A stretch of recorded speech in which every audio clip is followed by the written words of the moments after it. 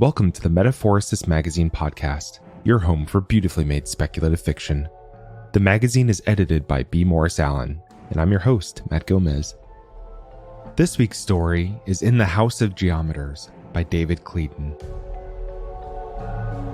David Cleden is a British author. He hasn't led a colorful life, doesn't live in an exotic location, and possesses little in the way of interesting hobbies, so he tries to make up for all this by writing speculative fiction. Find him online at www.quantum-scribe.com or on Twitter at David Cleden. That's DAVIDCLEDEN.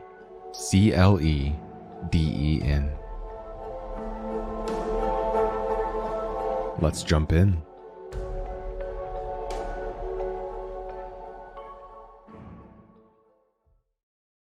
Luca heard the voice of God, speaking to him through the Arithmos. Everywhere he looked, Arithmos. It was there in the black and white patterned tiles stretching the length of the cathedral's nave, those intricate patterns of triangles within triangles, squares within squares, a mind-numbing, near-infinite variety of shapes within shapes. As he stood amongst the other boys in the choir stalls, the silent eloquence of the Arithmos overwhelmed him. The way the fluted stone arches reached up into the vaulted gloom. He could call to mind the equations describing those graceful curves, and doing so, felt a shudder of pleasure run through him. It was risky, though. If Ecclesiasts knew of Luca's illicit understanding, he would beat it out of him. The church guarded its Arithmos knowledge jealously. As with any drug, power lay with those controlling its supply. Luca let the Arithmos sweep through him, befuddling his mind as the transcendent beauty of the mathematics seized him. He realized now that Arithmos needed no god to speak on its behalf. It was enough by itself, thrilling him, energizing him like a narcotic. Concentrate. He must not draw attention to himself. Ecclesiast would consider any misbehaving boy to be disrespectful of the church, doubly so in front of such an august congregation. Luca's lips moved by rote. His voice was weak and reedy at the best of times, and he could no longer tell if it added to those of his fellow choristers. Their singing seemed to wash away his essence, leaving behind only an ethereal voice like the roar of an endlessly breaking wave, speaking to him of a transcending beauty that lay at the heart of geometry and calculus and many other things besides. Arithmos! It drew him on as though he tumbled down some invisible gradient. Luca felt himself sway. Ecclesiast was glaring at him. The rotund man started to move along the line of chorister stalls, but the psalm was ending and Luca sank gratefully onto the wooden bench. Vittori, caught unawares, retreated. Luca's eyes strayed again to the fluted stone columns spreading in graceful arcs far above, like the boughs of a fossilized tree. Silver chains hung between them, each commemorating a deceased individual of high rank. Yet all Luca could think of was the mathematical formula which described their catenary. He'd seen its equation passed amongst the brighter boys on grubby, crumpled sheets of paper, a dirty secret to be shared and sniggered over after lights out. Sweat ran in rivulets down the curve of his spine. He felt faint and a little sick. Why did the Arithmos affect him so? Because you were weak, he thought.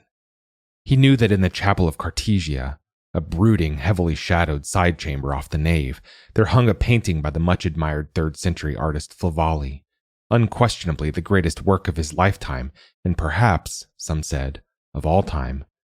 It depicted Mother Arithmetica, flicking her abacus beads in some complex computation, while at her feet earthbound mortals lived and died, suffered and prospered, according to the whim of her calculations.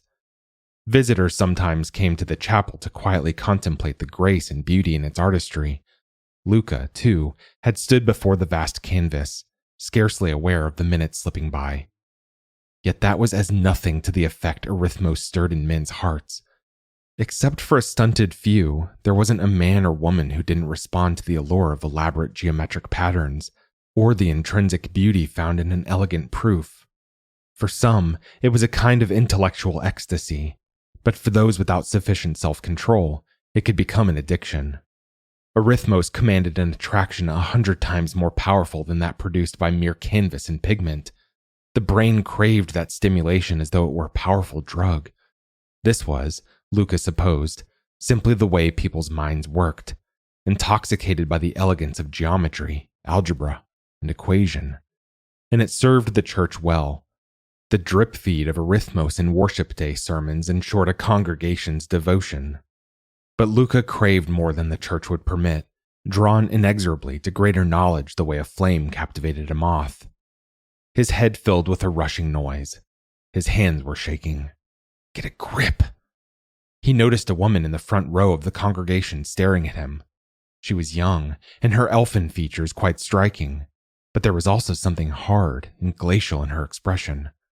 Luca felt a hotness rising through his body.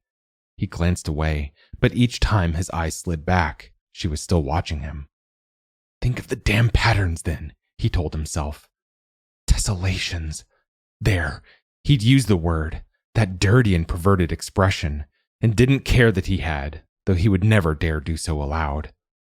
It seemed to him the diamond-patterned floor tiles spread like the dappled surface of a monochrome ocean, lapping at the space between the chorister's stalls and the altar. Geometer shapes, obviously. He saw again how small patterns repeated at larger scales, diamonds arranged to form the sides of endlessly stacked three-dimensional cubes, until the mind's eye flipped, and suddenly these were merely pieces of a much larger hexagonal construction. Perhaps if he could fly like a sparrow up into that vaulted ceiling, he would see yet more patterns writ large. And, though he knew he should resist the sublime beauty of arithmos, should reject the shame of knowing, he couldn't save himself. He reached out to embrace it and felt himself falling. Or rather, it seemed that the world reached out to him, the patterned floor rising to meet him. Briefly, Luca felt the cool hardness of those tiles against his cheek, and then he was gone to some other place.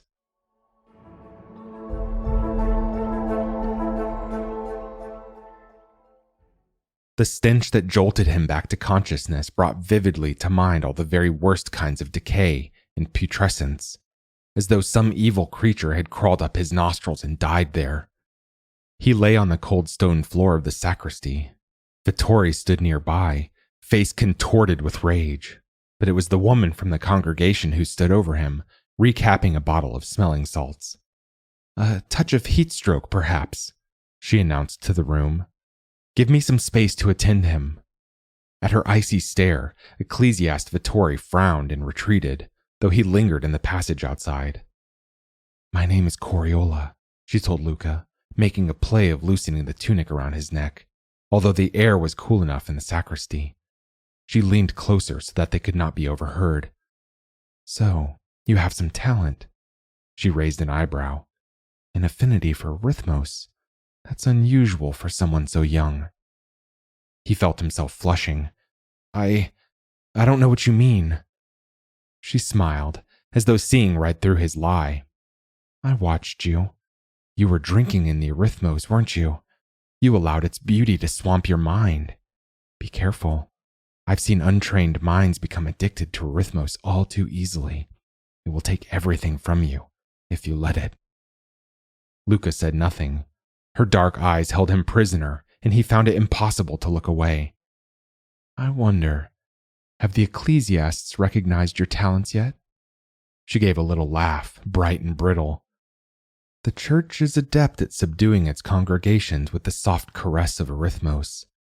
How delightfully ironic if they fail to notice a bright amongst their own.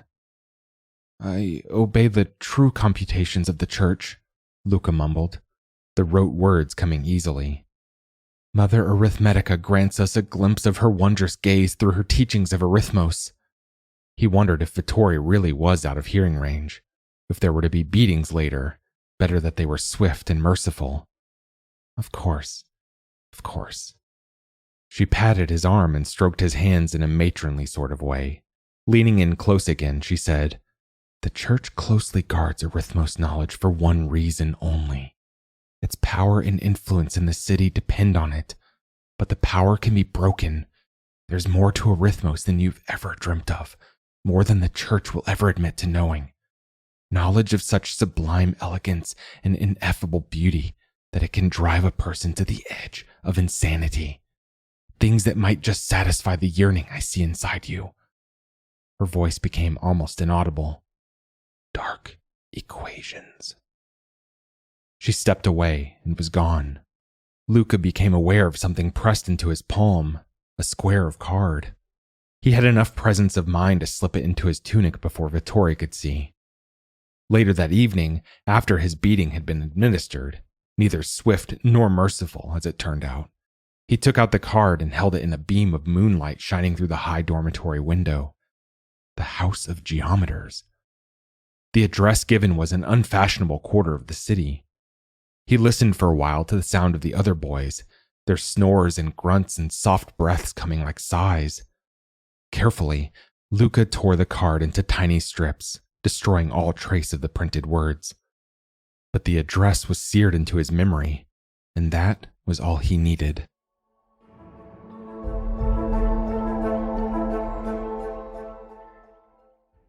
Luca slipped silently from the dormitory under cover of darkness. The church kept no guard over its orphanages. Any youth ungrateful enough to disappear from its care was of little concern, but he planned to be back in the dormitory before dawn, so that Ecclesiast Vittori would be none the wiser. By day, the city of Orlandra bustled. Its streets were filled with a clatter of horse-drawn carts bringing fresh goods from the docks to the busy markets. Children skipped and dodged between the tradesmen's stalls. Bakers baked, butchers butchered, tailors set out their bolts of cloth under bright awnings, and in the richer parts of town, physicians and apothecaries hung out brass nameplates in expectation of business. And on every street corner, or so it seemed, was a chapel of worship where the faithful could receive communion in the form of some small measure of arithmos. The church would permit no more than this. How could a city function with a citizenry distracted and intoxicated? If moderation was the key, then it fell to the Ecclesiasts to maintain those limits. Luca felt strangely out of place as he crossed the darkened central plaza. During the day, crowds gathered to gaze up slack-jawed and dolt-like at the ornate stonework of the cathedral, drinking in the sublime mathematical beauty of its perfect proportions, the sweep of its alcoves, and the patterning of stained windows. It served as a potent symbol of the arithmos wielded by the church, a reminder of both the affliction and the blessing it brought on its citizens. He passed on into a poorer quarter of the city, giving wide berth to the beggars on street corners. Many of them were clearly burned, mumbling meaningless streams of numbers over and over. They paid him scant attention, and those who did raise their gaze had eyes focused on some different plane of reality. One of his fellow choristers, Andros, had been the first to tempt Luca with arithmos.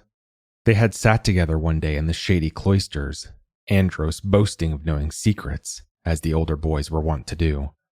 He'd drawn in the dirt with a stick, first a square, then a triangle on each of its sides. Oh yes, they'd known all the geometer names, all the children did, sniggering at the dirty little secrets they kept when they thought no adults were around. Then, upon each triangle, Andros had drawn another square and triangle on each of its sides.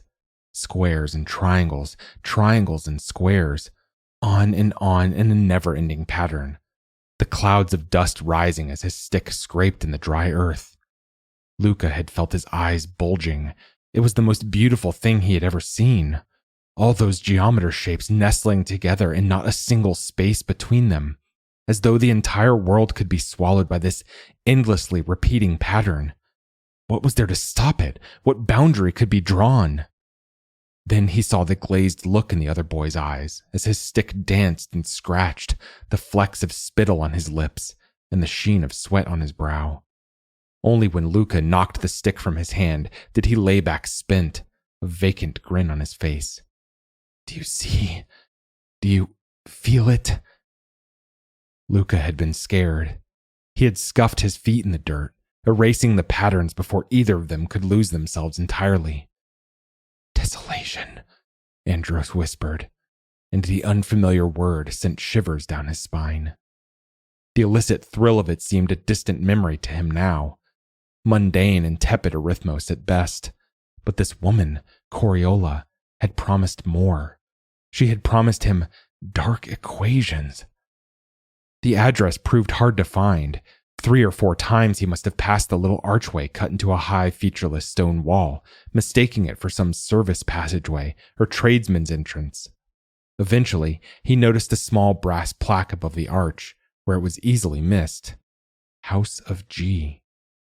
In the moonlight, he glimpsed a courtyard beyond the end of the passage, and knew this had to be the place. And who might you be, boy? A shadow in the archway moved, and Luca took an involuntary step back. A gaunt man rose swiftly to his feet, moonlight glinting from a blade held in one hand. Please, sir, can you tell me, is this the House of Geometers? Cold, unfriendly eyes regarded him. Are you some Ecclesiasts toady sent to sniff around and cause trouble? The knife danced in front of Luca. Because this is a private dwelling, see?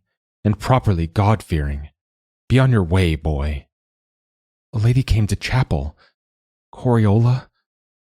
At mention of the name, the man stiffened. Stay where I can see you. He rapped the hilt of the knife 3 times on the stones of the arch. The sound rang out into the night stillness like a bell chiming. Several minutes passed. Luca and the gatekeeper remained frozen in place as though a spell might be broken if either moved. Then a small figure appeared, silhouetted against the moon-dappled courtyard beyond. At her gesture, the man subsided back into the shadows. Coriola beckoned Luca forward into a slant of moonlight. You came, she said, as if the matter had never been in any doubt. Luca swallowed, trying to calm his nerves. I want to learn more about Arithmos. The truth of that statement was suddenly overwhelming. He did. He wanted to know everything. He wanted to drown in Arithmos, let the beauty of equations flow into his soul and fill every fiber of him. He wanted to feel the thrill of new understanding, electrifying his senses. Do you now?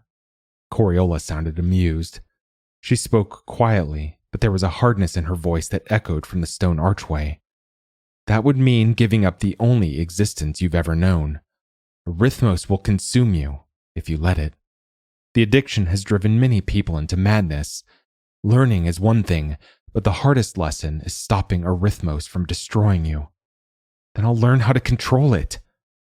She laughed lightly, and Luca felt himself blush. You're young, and bold, and foolish. If you come to the House of Geometers, you cannot change your mind. Not ever. We operate in the shadows, right underneath the noses of the church. We keep our secrets close. You'll learn much here, but we are no school. Arithmos is a tool, a thing that rich folk will pay handsomely for in their exclusive clubs. You'll learn how to peddle Arithmos, how to send a connoisseur into paroxysms of ecstasy merely by enlightening them with the beautiful logic of some elegant theorem or via the perfect elucidation of a proof. What the Ecclesiasts preach to their docile congregations on worship day is a poor relation to what we offer our clients. But we operate in secret and live perilously. This isn't a decision to be made lightly. She cocked her head as though examining him critically. Last chance. Go back to your warm dormitory and erase this place from your thoughts. Luca felt as though he stood at a junction. In one direction lay an impoverished life of service to the church, secure and predictable. In the other, he could not say. What was it that he truly wanted? The very stones of the archway seemed to hold their breath waiting. I choose the path of knowledge. Very well. Coriola turned and walked back into the courtyard, and just like that, it was decided.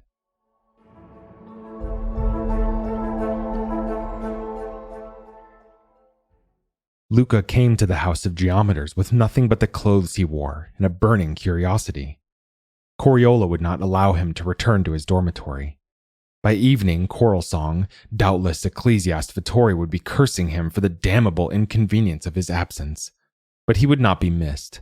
Just one more lost boy, his place within the church's care soon filled by another waif. Outwardly, the House of Geometers concealed its secrets well. Set around an inner courtyard only accessible via the guarded archway, its many stone-built rooms were tucked away amidst the neighboring buildings. Luca was given a room of his own, high in the eaves, cell-like and unfurnished except for a bed and a chair by the slit of a window.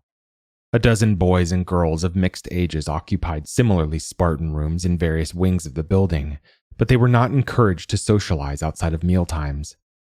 He learned some of their names, but they seemed a strange set of compatriots, either steadfastly studious or intensely withdrawn, as though distracted by higher matters. Study, Coriola instructed him, as if your life depends on it. Each scholar received an individual program of instruction tailored to their ability and sensitivity to arithmos. What one person could absorb with no more than a pleasant buzz of understanding might send another into a paroxysm of helpless babbling. Luca's personal tutor, Dr. Frankel, was a gangly red-haired man with a wild, untamable energy and an infectious laugh. He was constantly in motion, striding up and down the tiny room that served as classroom, with Luca the sole pupil, gesticulating wildly as he drove home some abstruse point of number theory, or snatching up chalk to scrawl higher-order equations across the large chalkboard. Luca would often feel himself grow faint as Dr. Frankel's lessons progressed. The chalk dust clogged his throat, and such was the beauty of the mathematics spilling from his tutor's lips that it threatened to overwhelm his mind. He would beg Frankel to pause so that his clamoring heart could settle. Simple geometry was done in a trice. Luca came to think of the subject as rather pedestrian, a treat one gives a child, not something fit for the discerning palate. From there, he progressed through trigonometry and on to differential theory. This, at last, was more potent stuff, and he began to struggle. Exponents and logarithmic functions left him sick for days in a delirium of such intense pleasure that he feared his racing heart might give out. Frankel would take pity on him then, switching to telling stories from his colorful past, of which there were plenty. One day, during just such a lull, he came and squatted on the edge of Luca's desk and smiled down at Luca in a melancholy way. "What do you truly want, Luca, my boy? What has brought you to the House of Geometers?" "I want to understand arithmos. I want to learn everything there is to know." But instead of rewarding his enthusiasm, Frankel looked pained. "You misunderstand. The learning we do here is no more than a means to an end. This is a business, Luca, and all businesses, if they are to succeed, must return a profit." At Luca's puzzled look, he stepped closer and lowered his voice. "Coriola is not to be trusted. We are all cogs in her grand machine, and when those cogs wear down, they must be replaced with fresh ones. She's shaping you, cutting fresh grooves into your mind to serve her purpose. One day soon your grasp of arithmos will repay her, perhaps in an original thought, or even some elegant reworking of mathematical theory, the kind of thing that'll command a decent price from the hardened addicts or the gentrified connoisseurs." It occurred to him this might be a test. "But I do trust Coriola. She's doing a worthy thing." Frankel looked somber. "Worthy? Then why do we skulk in the shadows? Why is the House of Geometers never to be spoken of outside these walls? You know as well as I what will happen if the church discovers the true purpose of this place." Frankel patted his arm. "Understand that Coriola comes from a noble family, brought low by unprincipled men. When she was just a child, her father was swindled in an unwise business venture. Overnight, the family sank into poverty. Her father, unable to withstand the dishonor he had brought upon them, took his own life. She will stop at nothing to make sure those responsible pay a high price, and her weapon of choice is money, because money buys power." When he saw the confusion on Luca's face, he came and sat next to him. "There is a great deal of profit to be made from arithmos, as the church understands only too well.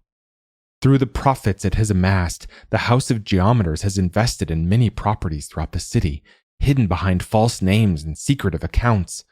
Coriola is building considerable power from the shadows, but she won't rest until all those who played a part in swindling her father are utterly crushed. And profit is key. We're all part of her plan now, whether we wish to be or not." Luca bridled. "But there's good in what we do. pushing the limits of our arithmos understanding, searching for new theorems. He smiled at that, but there was no warmth to it. Yes, but ask yourself, why, Luca? Dr. Frankel sighed and ruffled Luca's hair. If you won't believe me, then let me show you. He touched his fingers to his lips. But this must be our secret.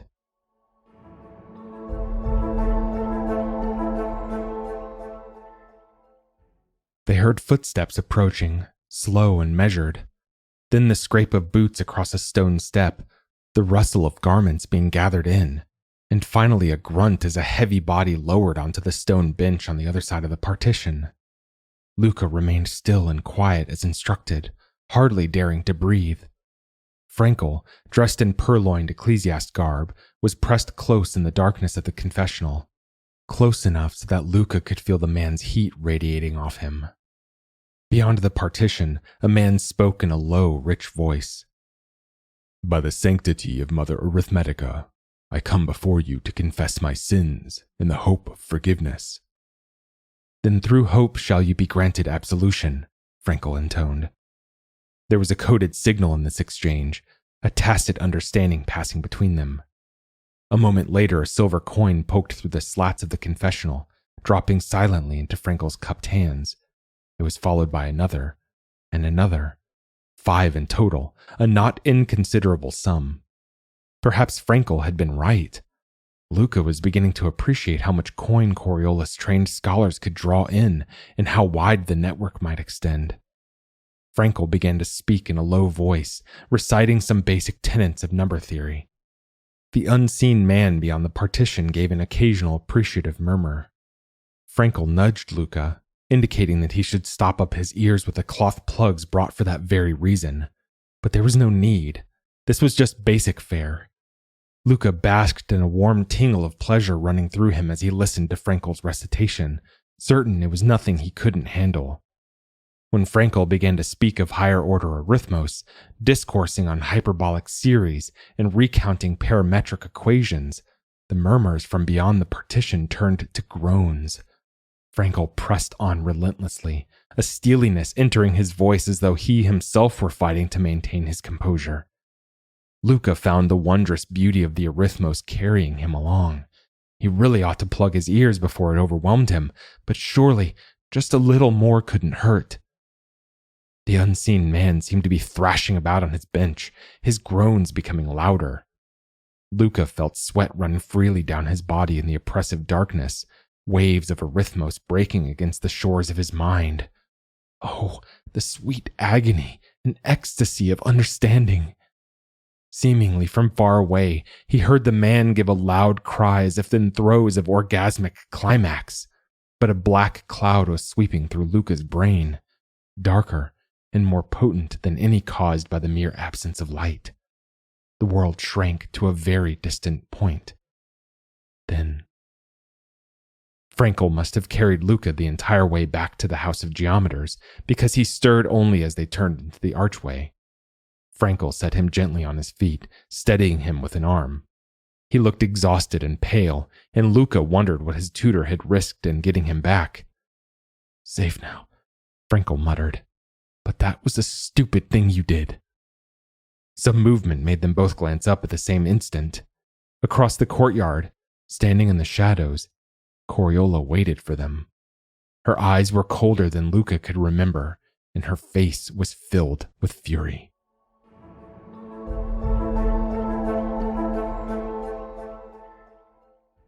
The next morning it was Coriola, not Dr. Frankel, who strode into the cramped classroom and snatched up the chalk. Where is Dr. Frankel? At first, she wouldn't answer him, but relented eventually. He had no business taking you on a commission. You are far from ready. It was a miscalculation on Frankel's part, and there is no place for miscalculations in the House of Geometers. She began writing out a complex expression on the board, the savageness of her stroke sending a fine sprinkle of chalk dust cascading to the floor. But where is he? Flown, Luca. I would have dismissed him for his error, and he knew it and acted accordingly.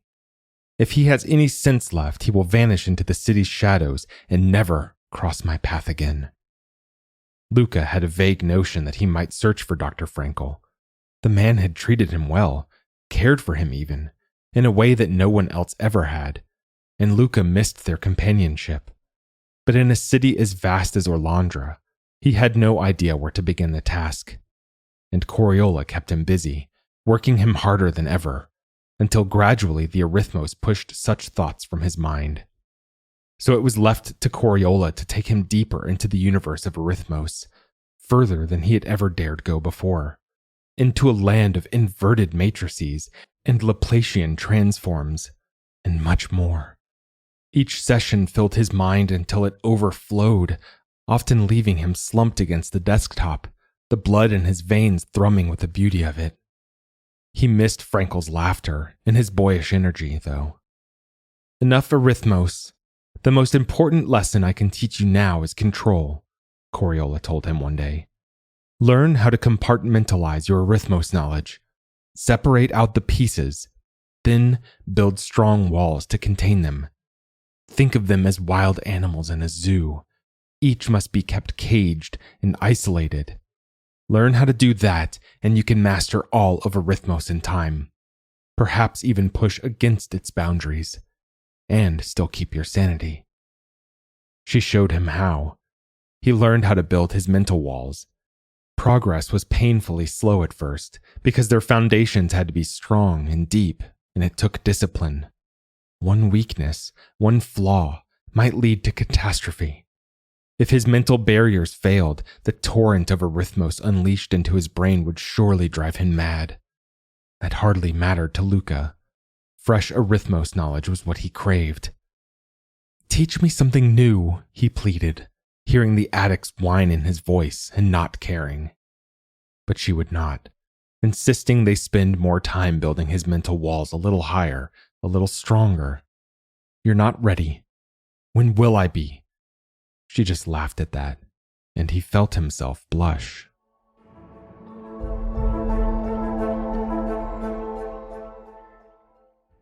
Weeks passed, or was it months, to the same drumbeat of daily lessons. Occasionally, Coriola absented herself for a day or two on some commission of her own, and Luca would grow miserable and withdrawn, impatient for his next lesson. One morning, Luca awoke not long after dawn to the sound of shouts and the pounding of hammers against the iron doors in the inner courtyard.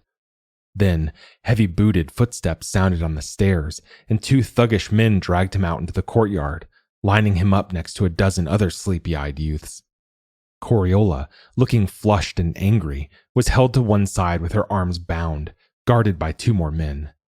The senior ecclesiast who stood before her wore a sly grin which hinted at his enjoyment of this spectacle. Others stood by, ready to deal with any trouble. "Is this all of them?" the ecclesiast asked. He turned to Coriola. "You are accused of peddling Arithmos from this house, violating not only church law, but the laws of common decency. Furthermore, I have reason to believe that you are corrupting these young minds to your criminal ways, teaching them so that they may tout Arithmos on the black market and in the clubs." "Those are ridiculous accusations for which you have no proof," Coriola said calmly. "I run an honest school. I give a few deprived children a better start in life, nothing more." A wave of his hand dismissed her statement. "Search the house. You know what to look for." His gaze scanned along the line of youths, stopping at Luca. He pointed, and one of the men pulled him from the line to stand in front of the ecclesiast. "Tell the truth, boy. What lessons have you been given in this place?" His heart thudded. We recite verses from the ecclesiastical teachings, sir. A little geography as well. And we learn the line of city governors stretching back to the time of the forgotten wars." "Is that so? Then let me hear a verse or two from the teachings." Luca racked his memory but felt color rise in his cheeks as no words came to him. The ecclesiast lowered his voice. "Give me the truth, and I'll make sure you are well treated. the church shows mercy to its congregation. Coriola spoke up. You've chosen a poor example, I'm afraid. Luca is a dullard. His intellect was stunted at birth. He's one of those rarities who has no appreciation for even the simplest arithmos. If the things you accuse me of were true, what use would I have for such a boy? Oh, really? The Ecclesiast said, his tone mocking. Let us put it to the test, then. He drew Luca aside, and in a conspiratorial voice began to whisper in Luca's ear. The square on the hypotenuse must equal the sum of the squares. When he had finished speaking, he pulled back sharply, searching Luca's face. Luca understood straight away. He was looking for pupil dilation, perhaps a slackening of the jaw, any indication that Luca had understood and been affected by the arithmos. Keep control. Build cages for each of these arithmos creatures, then lock the doors.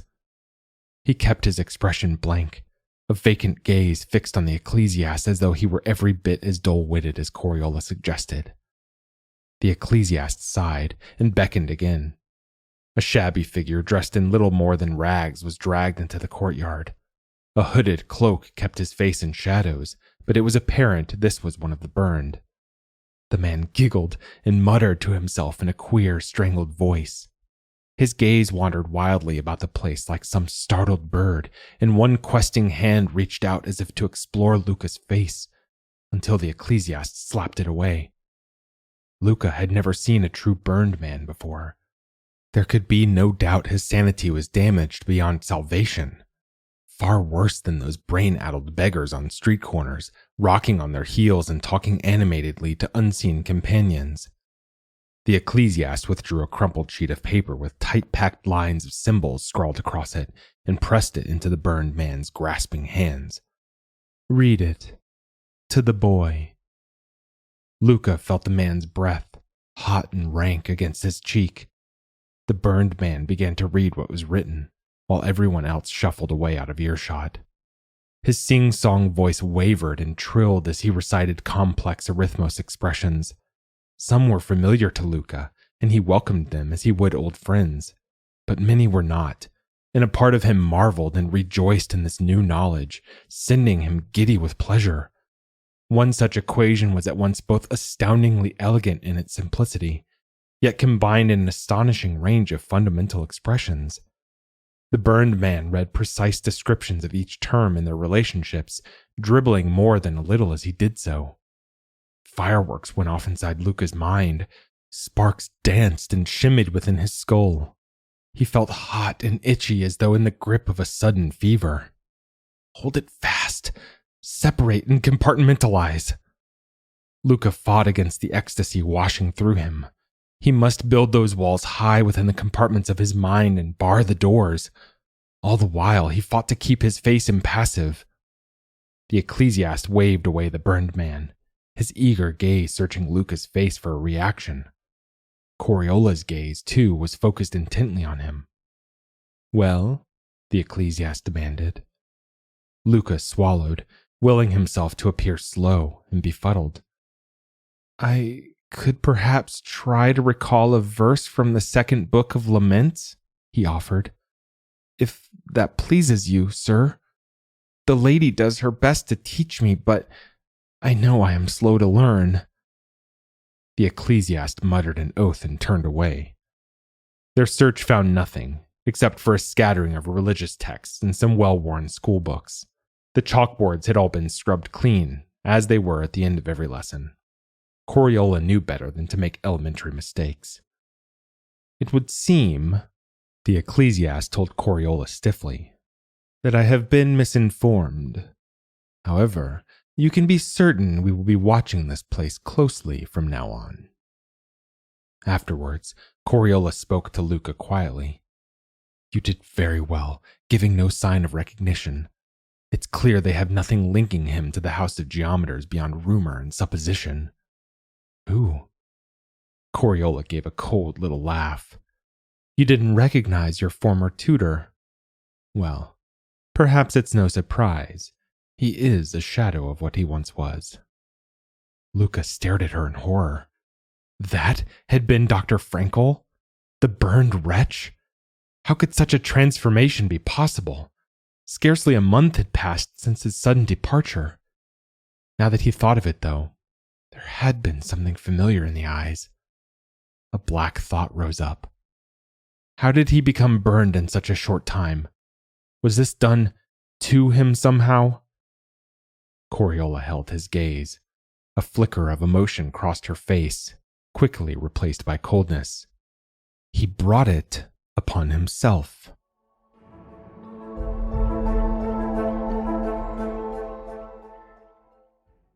His lessons redoubled under Coriola's personal tutoring, and that suited Luca just fine, even when it drove him to the point of collapse.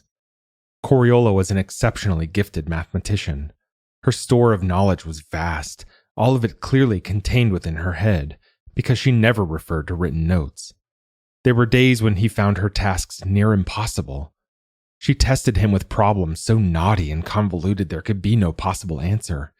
But the next day, with sharp, angry movements that sent chalk dust flying, she would scratch out answers on the board whose obviousness in hindsight brought a flush of embarrassment to his cheeks. "Show me more," he begged, through the blinding haze of another headache. But she would not. One night, unable to sleep, he opened a few of those cages in his mind and let that day's arithmos out to play, as he sometimes liked to do.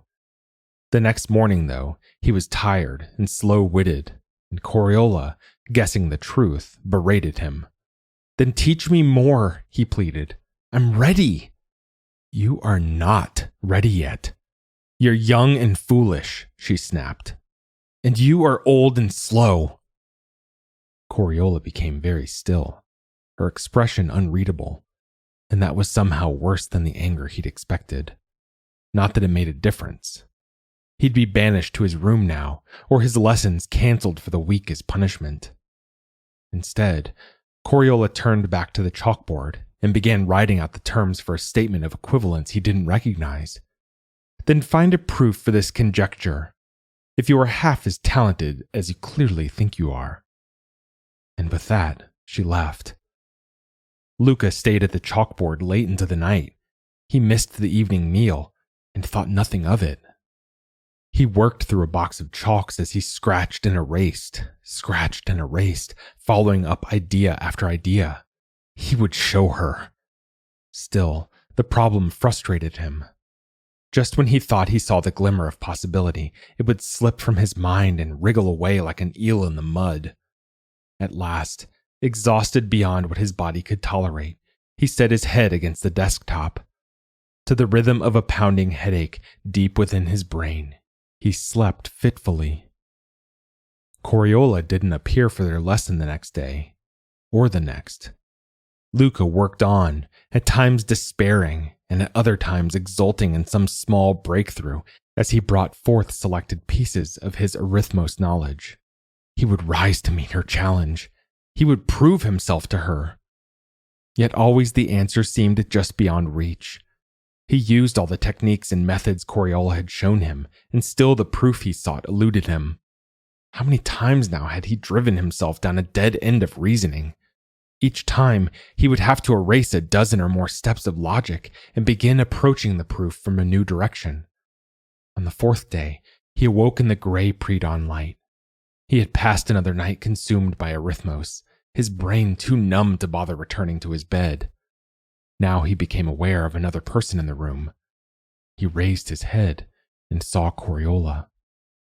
"Enough," she told him, though he scarcely heard her.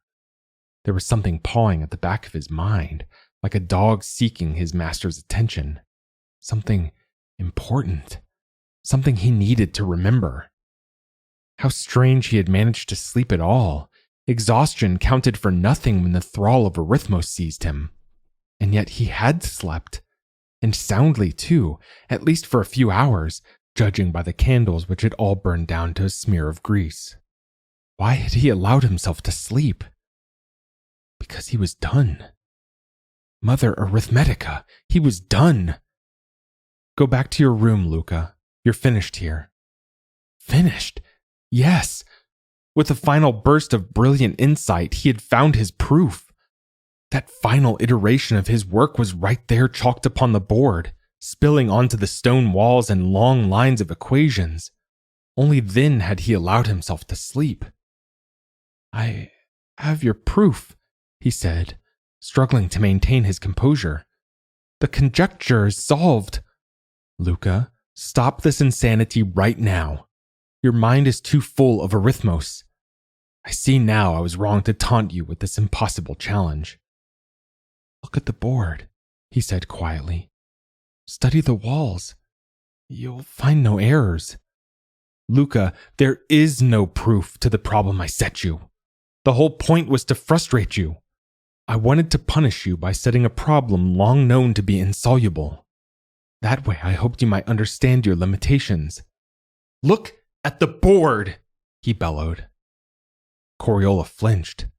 She cast a quick, nervous glance at the sweeping lines of equations, then looked hurriedly away.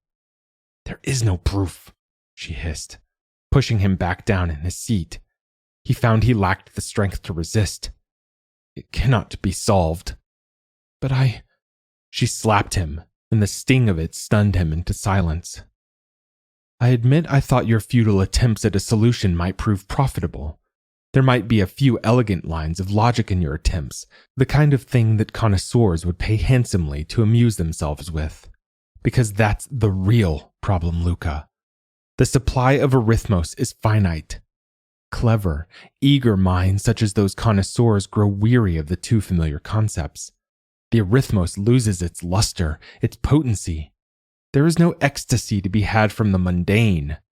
Then, every once in a while, some mathematical breakthrough is made, and it's the purest form of arithmos experience one can have, to understand something so exquisite for the very first time. And I thought, you're bright, Luca. The house can make good use of you in time, and I'll see that you're well looked after. Like you took care of Frankel. He didn't become burned through his own carelessness, did he?" She didn't answer straight away. "Frankel's mistakes could have brought about the house's downfall. What I did was only—" She trailed off. Luca let his head sink back onto his arms. "There's no mistake. I've made no errors in my working. Look for yourself." He felt a wave of blackness rising. Sleep hadn't removed the deep-seated tiredness after all. He was spent. After a while, when Coriola didn't answer, he raised his head again. Rag in hand, eyes carefully averted, she was erasing all the scribbles on the walls, the chalkboard already cleaned. "No! If what you claim is true, this is too powerful for my purposes. There's no profit in driving my clients into insanity. Go back to your room." He was on her before he even realized what he was doing, knocking her to the floor, pinning her beneath him. "Don't you understand what you've just destroyed? Even if half of what you've told me is true, and now it's gone." She struggled in his grip. "Stop this fallacy. You're already an addict, Luca. Do you want to become one of the burned too? I can control it. You showed me how." "No, Luca. Dark equations are beyond anyone's control, but you're too blind to see that, aren't you? You're an arrogant young fool." "No, she was wrong." And he would show her how wrong she was. As they struggled, he began to recite lines from the proof Coriola had just erased. They came to him as random, half-remembered things, flashes of insight that made her eyes bulge beneath his grip as he dripped them into her mind. He felt his own vision waver as he fought to recall, driven by the terror that it might all slip from his memory and be lost. He felt no pity for her. She had brought this on herself, stolen this most precious of things from him. She had wiped it away in smears of chalk dust. Now he could only clutch at the disjointed memories of it. And he hated her for what she had tried to destroy. Coriola had been the one to show him how to control the arithmos, building the cages in his mind. She had coached him, and this had saved them both when it mattered most. And now he turned it against her. He spoke the words he knew would fling wide the doors to those compartments. He watched the arithmos run free in her mind, her eyes widening, pupils dilating, and kept whispering what he could recall of his fading proof, flooding her mind with its details. And his too, his brain growing feverish with disjointed thoughts. She spasmed beneath him. Flecks of spittle foamed between her lips and her eyes rolled back in their sockets. Unreasoning anger drove him on, repeating the same few lines of his proof over and over until his voice grew hoarse. At last, a silence descended on the room. Coriola lay still, not breathing. Luca got to his feet unsteadily. He saw now that she had been right. He did only care about the Arithmos, even though it would eventually destroy him. But this new proof, a thing so perfect in its elegance, so wondrously beautiful, must not be denied its existence, no matter the cost. He stepped over Coriola's body, stooping to pick up a nub of chalk. Before, he had worked in stepwise fashion, tidying each step away in his mind, securing it before he moved to the next. Now, he opened his mind to the entirety of it, and it was like stepping out from a darkened room into the blazing noon sun. With an unsteady hand, he began to scrawl on the walls, unsure if he was recreating what had been so nearly lost or merely writing gibberish. When he finished at last, he couldn't bring himself to look at the entirety of it. He stood there for what seemed like an hour or more, the slant of light creeping across the floor with the rising sun. At last, when he could stand no more, he scrubbed the walls clean again and fled the House of Geometers.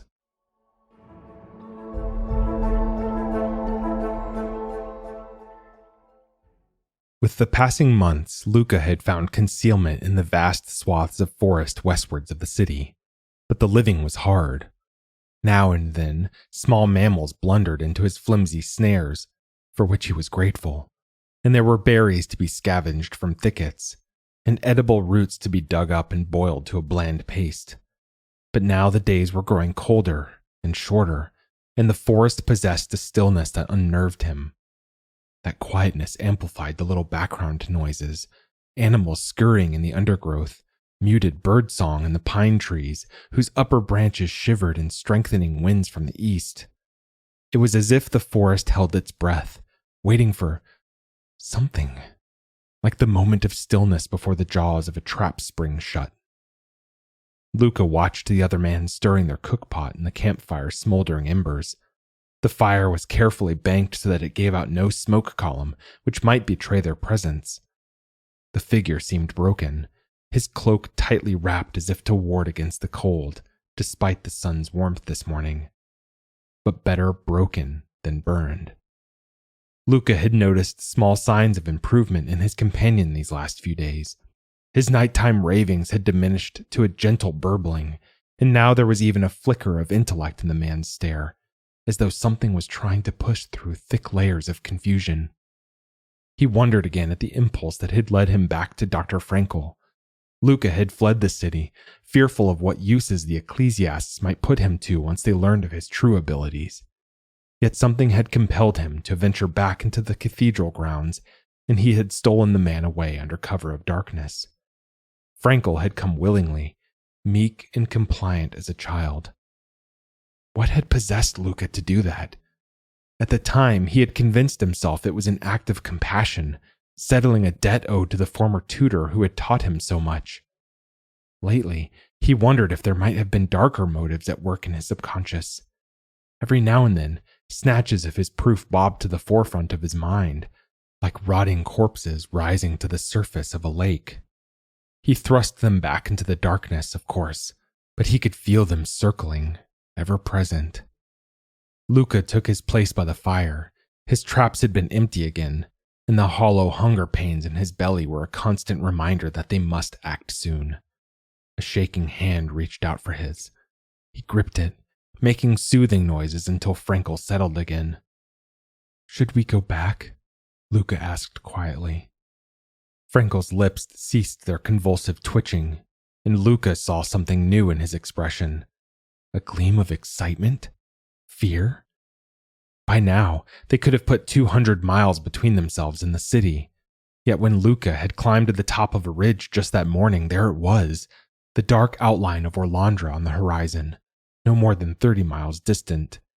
He knew why they kept circling back.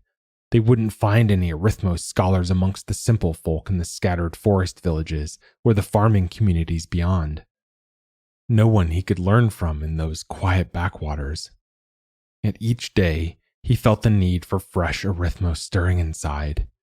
He had so much still to learn, so many things Coriola or Frankel might have shown him. But Coriola was dead. And as for Frankel, "We could find hiding places," he told Frankel. "Burrow deep into Orlandra's dark underbelly where no Ecclesiast will think to look. And there will be no shortage of wealthy benefactors willing to trade for what we can offer." That much was true. It occurred to Luca that he might even finish the work Coriola had begun, finding ways to loosen the church's vice-like grip on the citizens of Orlandra. And if he could learn how to control his cravings, surely he could teach others. Couldn't Arithmos become a joyous, enriching experience when taken in moderation? Weren't there better uses it could be put to? Or was this no more than self-delusion? He'd be returning to the source of his supply just as any hardened addict would. And wasn't he nurturing some dark kernel of hope that Frankel might one day be well enough to resume Luca's lessons? The choices stretching before him suddenly reminded him of the patterned tiles he had swooned over so long ago, black and white, light and dark, endlessly repeating. "Gather your things," he told Frankel at last, with a certainty he didn't feel in his heart. They would go back, and Luca knew what he must do. He would reclaim the House of Geometers for himself. They would build it back stronger, right under the gaze of the Ecclesiasts. Whichever way the choices led him after that, well, then he would see how well he'd learned his lessons of self-control. That was In the House of Geometers by David Cleden. Thanks for listening. If you enjoyed this episode, we'd love it if you'd leave us a 5-star review on Apple Podcasts, Spotify, or whatever platform you listen to us on. Or, better yet, share the magazine and podcast with a friend. If you'd like to listen to more speculative fiction, visit us online at magazine.metaphorosis.com or on Twitter at MetaphorisisMag.